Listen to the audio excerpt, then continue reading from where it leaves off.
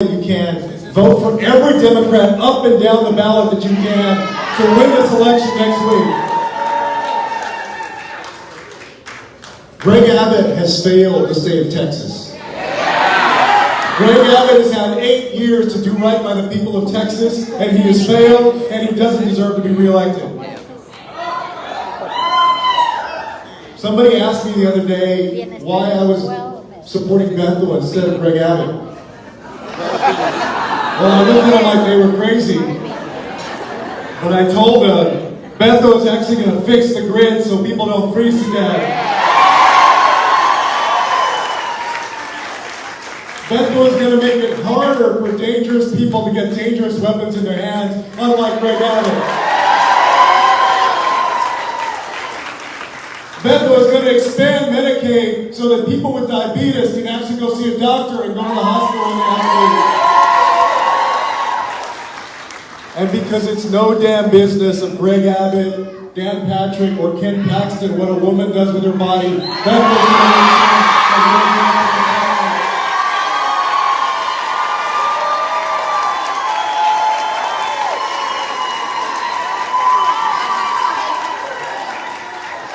the only thing standing between that future and where we are now is all of us. And our ability not only to go out and vote ourselves, as Vicente said, and by the way, make sure you bring Vicente back to Congress. But also reaching out to every single person that you can here in the Rio Grande Valley. And this is personal to me, and I want to tell you why for just a second. Because y'all know that I'm very proud to be from my hometown of San Antonio. But my wife, Anna, grew up in Alton, Texas. I went to Mission High School. In fact, my sister-in-law, Alba, is here with us tonight. And she barely let me be here because tomorrow is not only our daughter's 6-month birthday, but also our 9-year anniversary. So I'm going home tomorrow. But let me tell you, and it reminds me, first of all, of the sacrifice that Beto and Amy have made. Beto being on the road, day in and day out, town after town, places that people have not gone in 10, 20, 30 years. Thank you, Beto, for all of it, on behalf of Texas government. But perhaps an even bigger thank you to Amy and the kids also.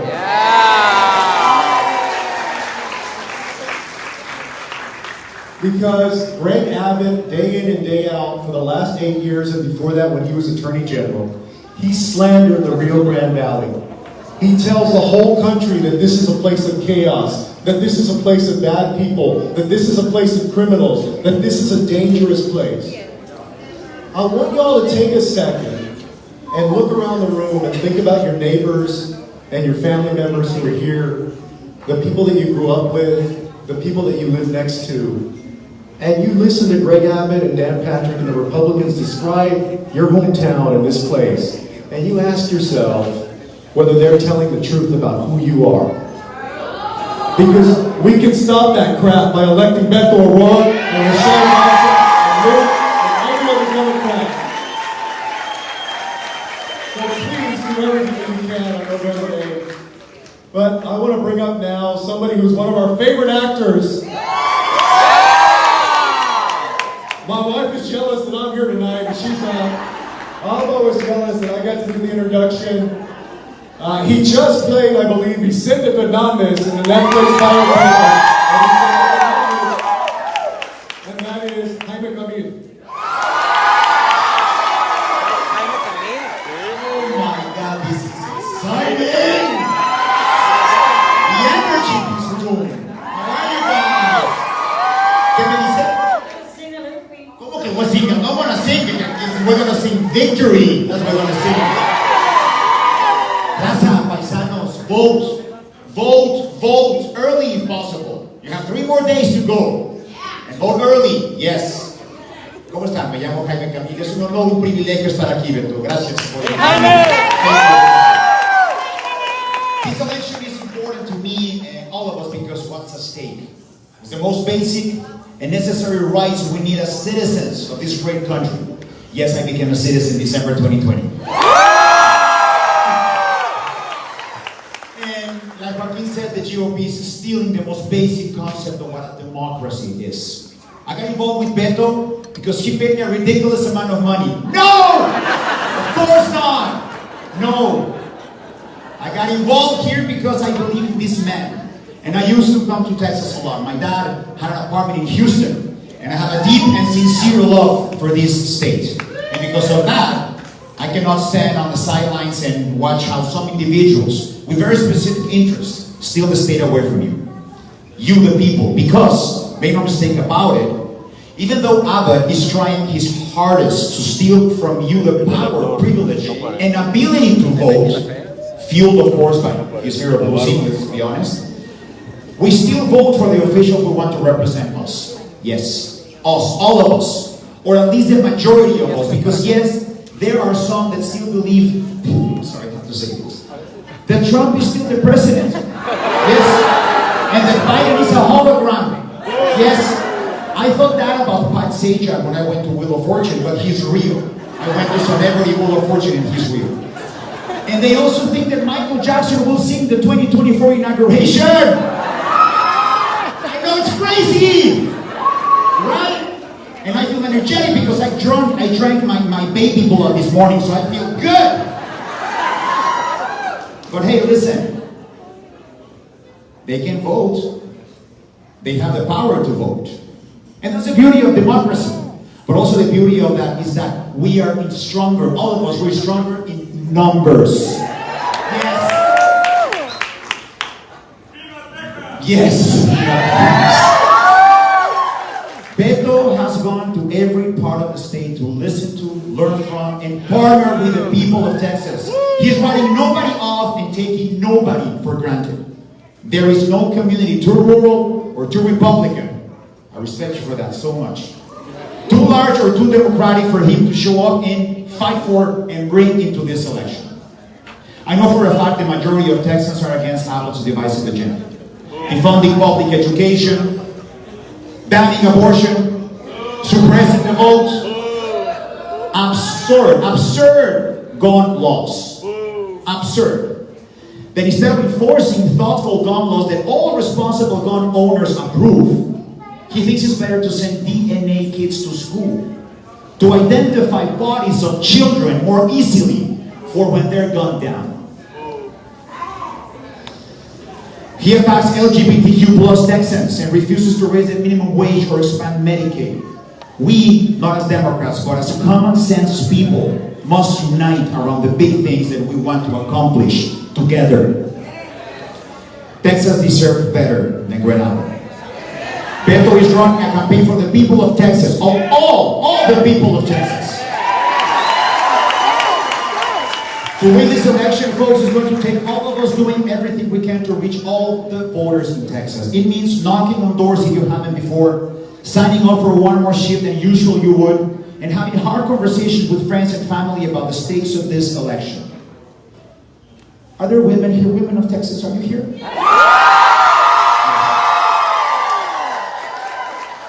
Let me ask you this question. Are you okay by being treated as second-class citizens? I mean, educate me, please. Is it a Texan thing to denigrate women or put them below men? No. I don't think so, right? No. This state under Abbott's watch leads the nation in repeat teen pregnancy and has one of the highest rates of maternal mortality in America. Please tell me you're not okay with this. Por favor, díganme, porque si no, qué chingados. You want a governor that will fight for every woman's freedom to control her own body, health care, and future.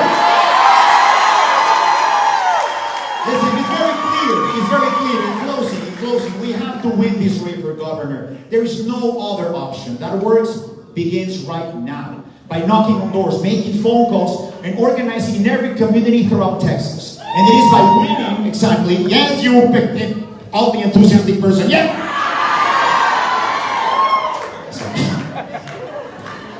And by winning, and also the work begins right now in every community. And it is by winning that we guarantee women across the state freedom to decide if, when, and with whom to start a family. I'm very happy to be here with you tonight, supporting my friend, a great man, husband, and dad. Okay? I said enough. And I'm gonna give you your next governor.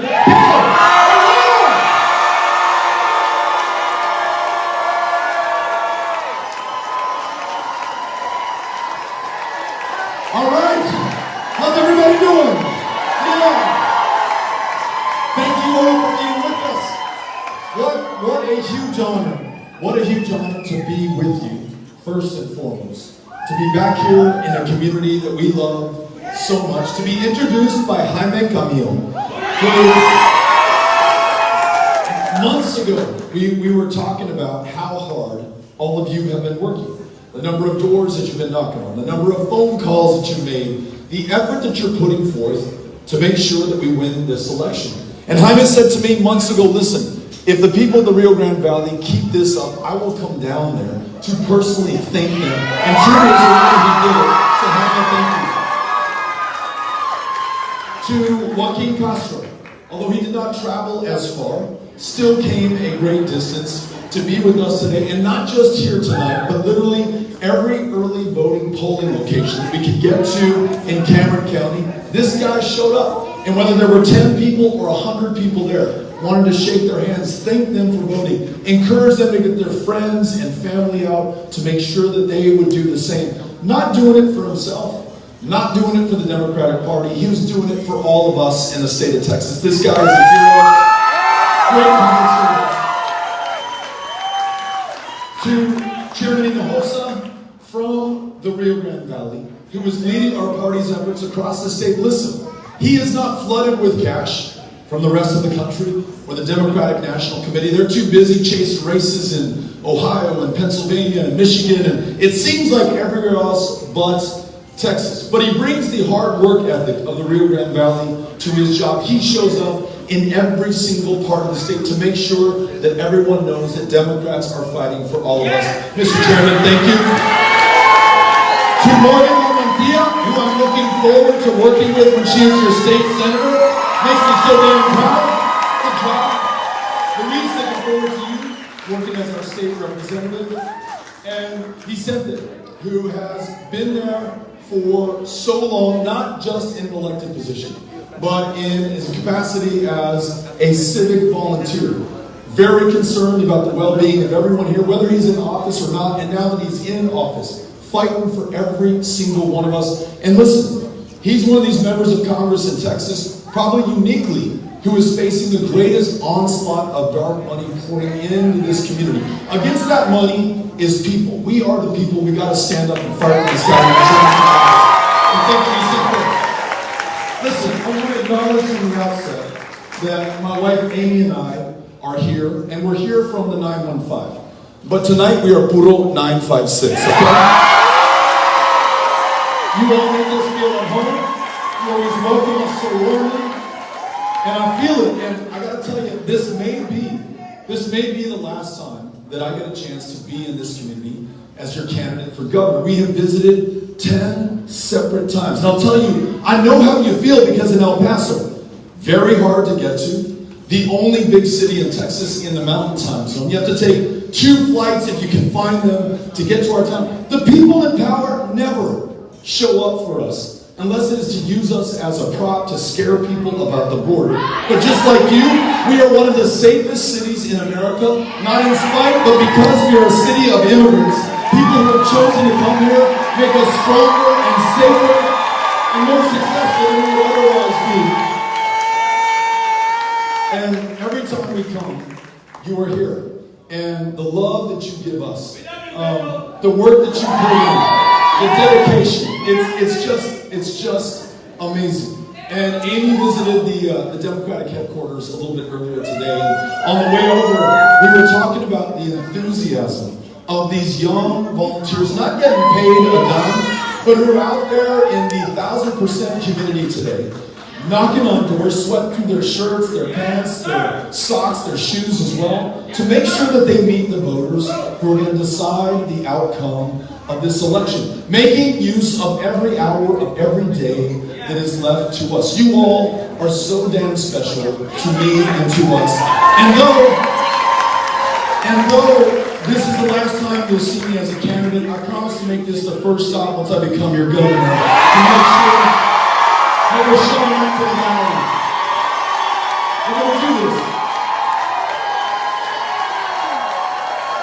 You all, you give us so much hope.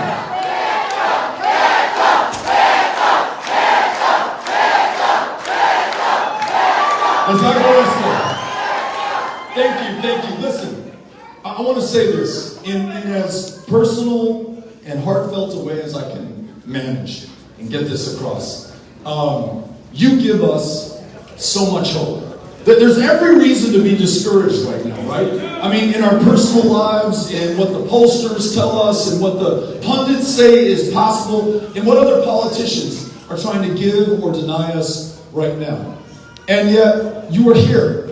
You have not succumbed to the temptation to despair, or to submit to the status quo, or just to succumb to the fact that in this state so many are being attacked by those in the highest positions of power. And some may just say, you know what? I guess this is the price of living and maybe dying right here in the state of Texas. Those powers are just too great for all of us. I'm just going to go home and watch some TV, sit this out, and hopefully it's good.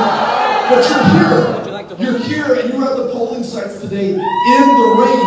And you have been voting in record numbers, and you're going to continue to vote in record numbers over the next 6 days that remain to us. You give me hope. You give the people of this state hope at a time that they need it. Just think about what we've been up against over the last 8 years.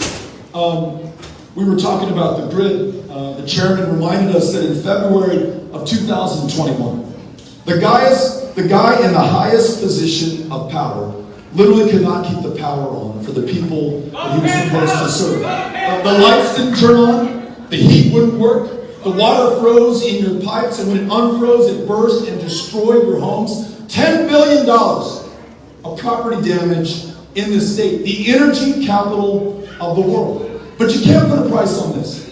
700 of our fellow Texans lost their lives.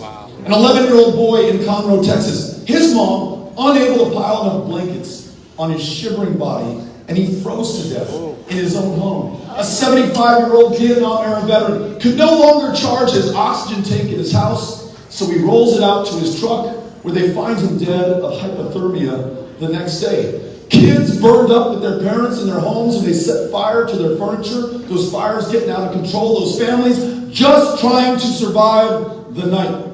In the year of our Lord 2021, in the most powerful country this planet has ever known. And the kicker, that grid is still not fixed. Greg Abbott's best buddies stole $11 billion from us. Those energy traders and pipeline corporations were selling gas, which powers the generators, for 200 times what it had sold for the day before. They made $11 billion over the course of just 5 days, and left each and every single one of us holding the bag. That means that your utility bills have gone up on average $45 a month, some of the highest bills in the country. We call that extra charge on your bill the Abbott tax. Feel free to share that with friends and family and the people in your lives. Those Republican friends who say, hey, he's good for the economy. The fucker can't keep the lights on in the state of Texas.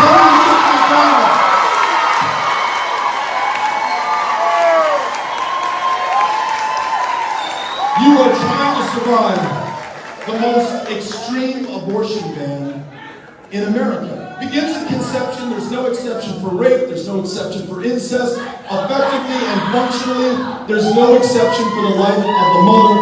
And it's taking place at the epicenter, as Jaime said, of a maternal mortality crisis 3 times as deadly for black women in the state of Texas. That means that women are suffering and dying unnecessarily because that person in power does not see them as full human beings. Don't for a second think this is about life. If it were about life, he'd do something about the fact that it's been 23 weeks since those 19 kids were killed in that classroom in Uvalde, along with their 2 teachers. If it was about life, he'd fix Child Protective Services, the worst-run foster care program in America, where 100 kids have lost their lives. This is about control and power over the bodies of women in the state of Texas, right? And on that issue of gun violence, we now lead the nation in the number of school shootings right here in the state of Texas. Gun violence, the leading cause of death for children, for teenagers, for little kids, literally the most vulnerable and defenseless among us. And the only thing he's done, after 5 of the worst mass shootings in U.S. history have happened in this state in just the last 5 years, is, as Joaquin said, make it easier for those who should never have a firearm to begin with, to carry them on our streets without a background check, without any training, without any vetting whatsoever from law enforcement. And then there's this.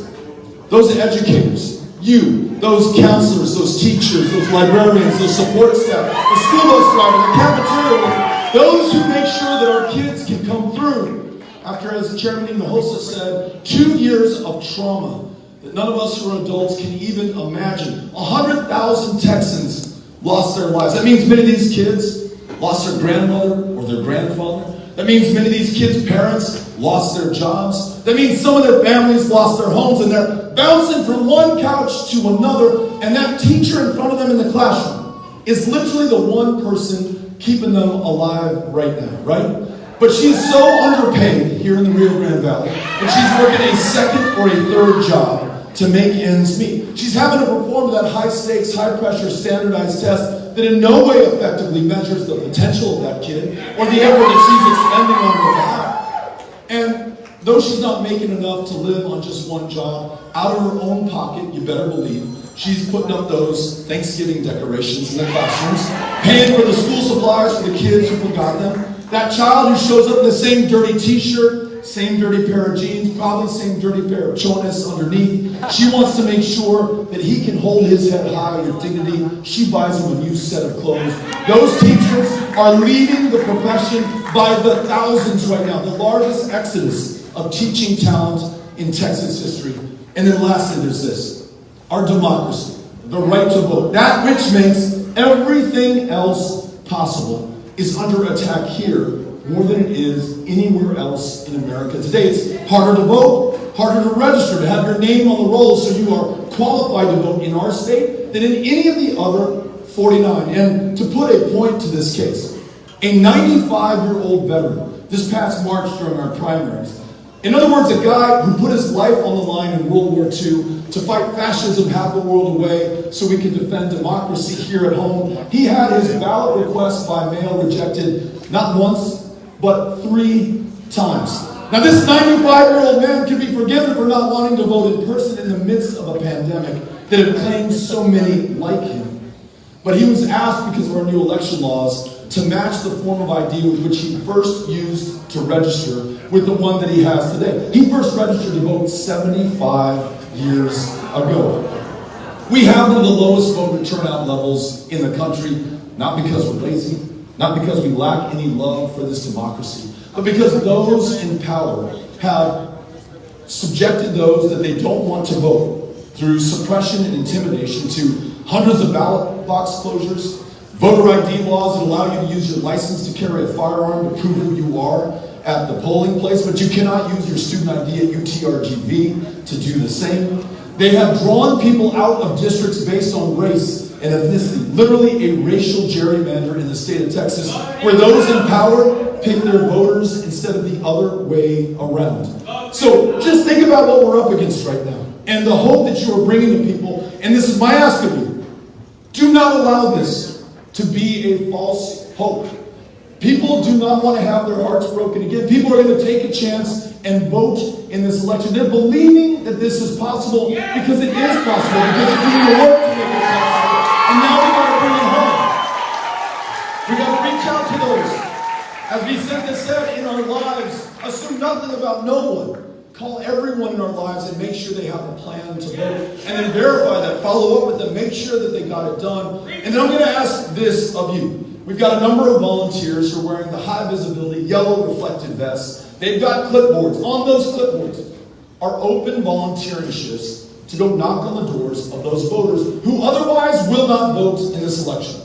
Number one reason given by the millions of our fellow Texans for not voting in 2020 was that no one asked them to vote. So they are literally waiting for you right now. I will put you on their doors. And more powerful than any television ad or radio spot or tweet that we can put out there is your physical presence, human to human, face to face, person to person, bringing them in. After that visit, they are far more likely to come out and listen. It'll be some pretty powerful and profound poetic political justice when the very people who we thought were drawn out of this democracy are brought in by all of us to form the margin of victory when we win this on election night. You all with me? And when we win, we're going to make sure that every woman in Texas makes her own decisions about her own body, her own future, and her own health. When we win, we're going to put the lives of our kids over the interests of the NRA or the gun lobby in the state of Texas. When we win, those teachers that I'm talking about are paid enough not to work a second or a third job. Retired teachers getting a cost of living adjustment every single year. And those students who are depending on you right now and need that valuable classroom time back, for them, we're going to cancel the STAR test in the state of Texas. You can actually help them through their academic year. He said to mention our veterans. And let me just say this.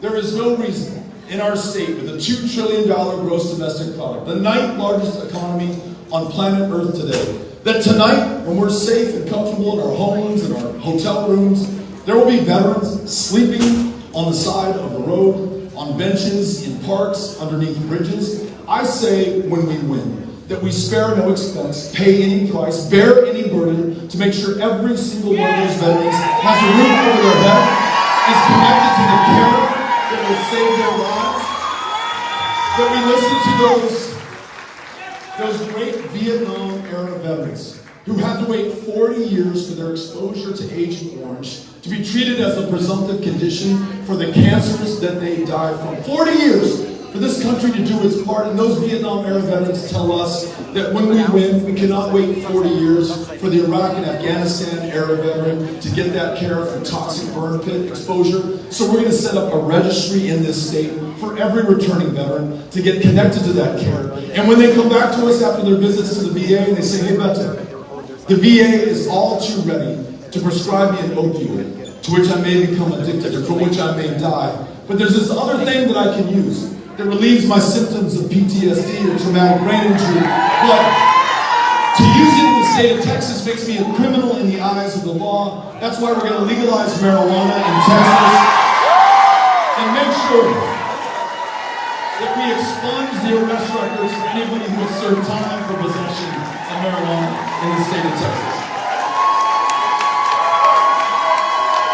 In a state whose largest mental health care provider is the county jail system right now, we're 51st behind every state and the District of Columbia. We're going to, as the chairman said, expand Medicaid, bring $10 billion back of your federal income taxes, connect people to care, prescriptions, the ability to see a therapist. It will literally save their lives because we now lead the nation in the rate of childhood diabetes death. That is on our conscience, and it may be the fault of the current governor. But now that we know this, if we do not prevail and win and replace him, it'll be on our conscience going forward, right? You with me?